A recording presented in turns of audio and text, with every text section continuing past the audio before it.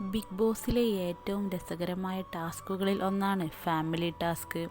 മത്സരാർത്ഥികളുടെ കുടുംബാംഗങ്ങൾ ഹൗസിലെത്തി എല്ലാവരോടൊപ്പം സമയം ചെലവഴിക്കുകയും ഗെയിമുകളിൽ പങ്കാളിയാകുകയും ചെയ്യും. പുറത്തുള്ള വിവരങ്ങൾ പങ്കുവെക്കരുതെന്ന കൃത്യമായ നിർദ്ദേശത്തോടെയാണ് ഹൗസിലേക്ക് കുടുംബാംഗങ്ങൾ എത്തിക്കാറുള്ളത്. എന്നാൽ ചില കുടുംബങ്ങൾ ചില സൂചനകൾ നൽകി മടങ്ങാറുണ്ട്. എന്തായാലും ഇത്തവണയും കുടുംബാംഗങ്ങൾ എത്തുമ്പോൾ വലിയ ആകാംക്ഷയോടെയാണ് പ്രേക്ഷകർ ഉറ്റുനോക്കുന്നത്.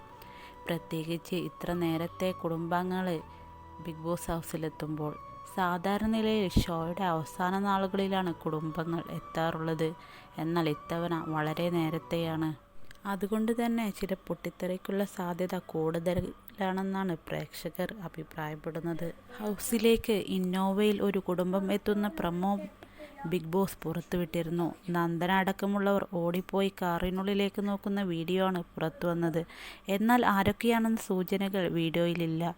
ഋഷിയുടെയും അൻസിബയുടെയും കുടുംബമാണെന്ന് ആദ്യം എത്തുന്നതെന്നാണ് നാദിറ വെളിപ്പെടുത്തിയത്.